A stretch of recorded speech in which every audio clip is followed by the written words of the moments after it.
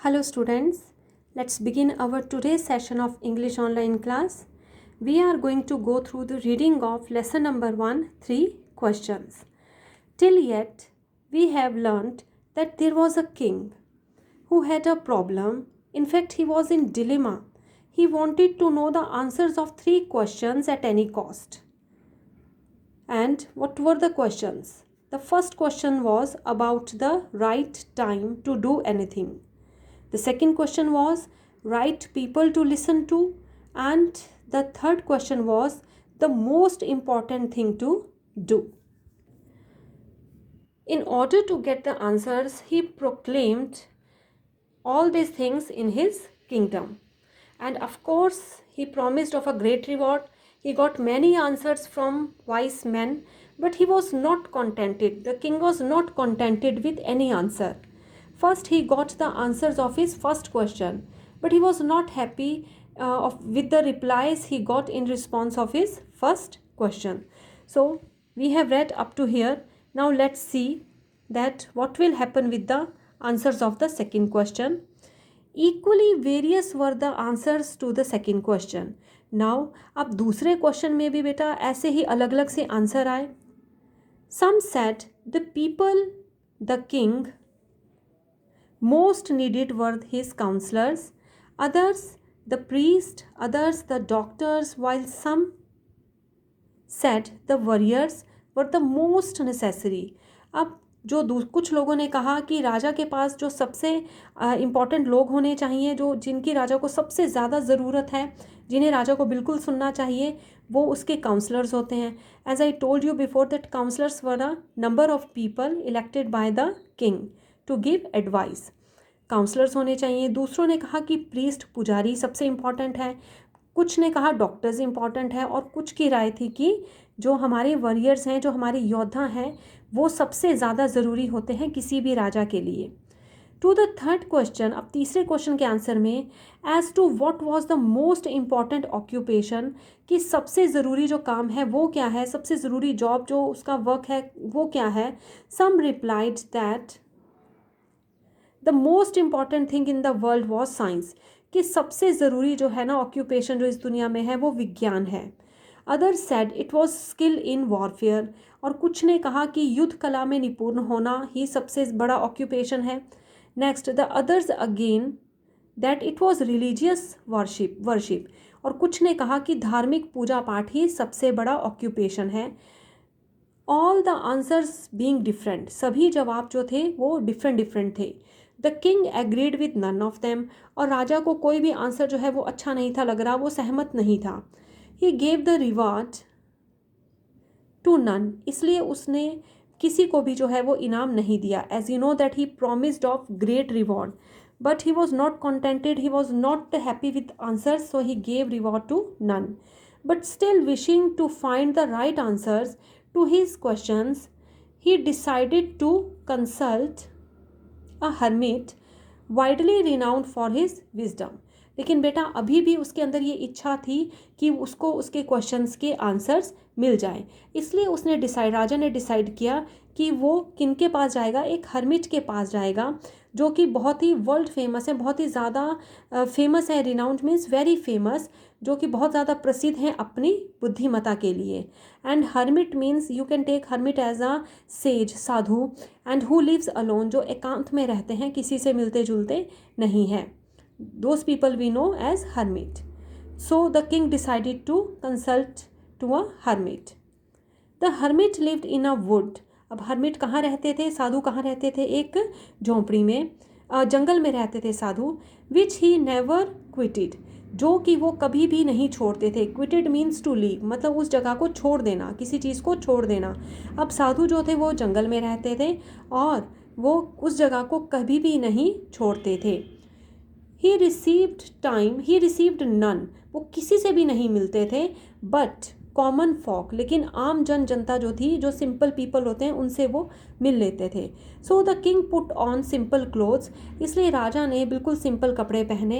And before reaching the hermit's cell dismounted from his horse, और इससे पहले कि वो हर्मिट के सेल, जहाँ पर वो उनकी जो रहने की जगह थी, जो उनकी झोंपड़ी थी, वहाँ वो पहुँचते, वो राजा जो थे वो अपने घोड़े से डिसमाउंटेड हो गए, घोड़े से उतर गए। And living his body guards behind, और उन्होंने अपने बॉडी गार्ड मीन्स अंगरक्षकों को जो है वो पीछे ही छोड़ दिया। वेंट ऑन अलोन, और अकेले ही आगे बढ़ गए। Now let's come at the next page. Here we are seeing what will happen next.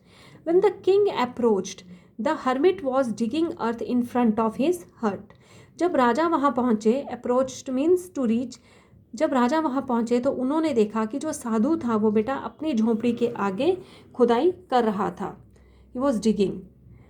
Seeing the king, he greeted him. अब जब हर्मिट ने राजा को देखा और तो उनका अभिवादन किया। एंड वेंट ऑन डिगिंग, और दोबारा से खुदाई करनी शुरू कर दी। The hermit was frail and weak. अब हर्मिट कैसे थे, उनकी अपीयरेंस कैसी थी? वो बेटा फ्रेल मीन्स होता है बिल्कुल जो दुबले पतले कमज़ोर, वीक पर्सन थे, बहुत ही दुबले पुतले और कमज़ोर थे। And each time he stuck his spade in to the ground and turned a little earth he breathe heavily. और कहते हैं कि हर बार जब भी वो अपनी स्पेड क्या होती है, जो उनकी कुदाली है, जो उनका फावड़ा था, वो उसको ग्राउंड में लगाते मिट्टी खोदने के लिए, तो कहता है थोड़ी सी मिट्टी ही वो खोद पाते और उन्हें बहुत ज़्यादा सांस चढ़ जाता। ही ब्रीथ हैविली, बहुत ज़्यादा सांस उन्हें चढ़ जाता था, because he was so weak and so frail. The king went up to him, अब राजा उनके पास गए थे। एंड सेड, और कहा, I have come to you wise hermit to ask you the answers 3 question. कहते हैं राजा, हे साधु मैं आपके पास आया हूँ, हे बुद्धिमान साधु, I have come to you, मैं आपके पास आया हूँ 3 क्वेश्चंस करने के लिए और मुझे उनके आंसर चाहिए। How can I learn to do the right thing at the right time.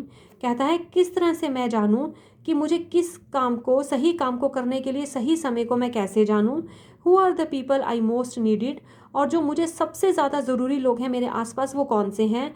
And हुम should I therefore pay more attention to then of the rest, और किन पर मुझे सबसे ज़्यादा ध्यान देना है दूसरों की बजाय, किन लोगों पर सबसे ज़्यादा मैं ध्यान दूँ। And what affairs are the most important and need my first attention, और कौन से काम ऐसे हैं जो सबसे ज़्यादा इम्पॉर्टेंट हैं और जिन्हें मेरी अटेंशन की सबसे ज़्यादा ज़रूरत है, जिस पर मैं सबसे पहले ध्यान दूँ। The hermit listen to the king, अब हर्मिट जो थे उन्होंने राजा को सुना, बट आंसर्ड नथिंग, लेकिन कोई भी जवाब नहीं दिया। He just spat on his hand and recommenced digging. The hermit put on his hand on his spade and recommenced digging. Recommenced होता है बेटा टू स्टार्ट अगेन, दोबारा से खुदाई करनी शुरू कर दी। The hermit listen to the king, hermit ने राजा को सुना लेकिन कोई भी आंसर नहीं दिया। Then again he started to dig the earth. Next is you are tired said the king, राजा ने कहा आप थक गए हो। Let me take the spade, लाइए अपनी कुदाल मुझे दे दीजिए। And work a while for you, और मुझे अपने लिए कुछ देर काम करने दीजिए। Thanks said the hermit, and giving the spade to the king he sat down on the ground. अब हर्मिट ने क्या कहा, साधु ने कहा धन्यवाद, और अपनी जो कुदाल है बेटा, जो उनका अपना फावड़ा था, वो उन्होंने राजा को दे दिया और ग्राउंड पर बैठ गए, मीन्स धरती पर वहाँ पर बैठ गए। When he had dug 2 beds, the king stopped and repeated his question. अब जब राजा ने 2 बार 2 बेड्स मतलब 2 लेयर्स खोद लिया अर्थ को, तो राजा ने बंद कर दिया डिगिंग करना और अपने क्वेश्चंस को रिपीट किया, because the king came there to get the answers of his 3 questions. The hermit again gave no answer, अब साधु ने जो है वो दोबारा से कोई भी आंसर नहीं दिया, बट रोज, लेकिन वो खड़े हो गए। Stretched out his hand for the spade, और अपने हाथ फैलाए कि वो स्पेड को दोबारा से ले सकें। एंड सेड, और कहा, now rest a while and let me work a bit, अब थोड़ी देर आराम करो और मुझे कुछ काम करने दो। But the king didn't give him the spade, लेकिन राजा ने वो स्पेड जो है वो कुदाल थी वो हर्मिट को नहीं दी। एंड कॉन्टिन्यूड टू डिग, और जो है वो खुदाई करना जारी रखा था। 1 hour पास्ट, 1 घंटा बीत गया। एंड another, और फिर दूसरा, the sun began to sink behind the trees. अब जो सूरज भी है ना वो पेड़ों के पीछे छिपना स्टार्ट हो गया था. And the king at last stuck the spade, और आखिरकार राजा ने जो है वो स्पेड को नीचे फेंक दिया, उसे दूर कर दिया अपने से, into the ground, and said, अब राजा ने जो है वो स्पेड को ग्राउंड में ही ऐसे घोंप दिया, वहीं पर छोड़ दिया. And said, I came to you wise man for an answer to my questions, कि हे बुद्धिमान आदमी, मैं आपके पास अपने सवालों के जवाबों के लिए आया था. If you can give me none, अगर आपके पास कोई जवाब नहीं है, आप मुझे कोई भी आंसर नहीं दे सकते हो, टेल मी सो, तो मुझे बता दो. And I will return home, और मैं घर वापस चला जाऊँगा.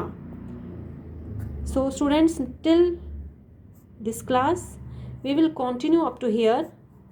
I hope class that the paragraphs are quite clear to you, and of course again I am instructing you, if you are finding something difficult, just open up the dictionary and get help from that.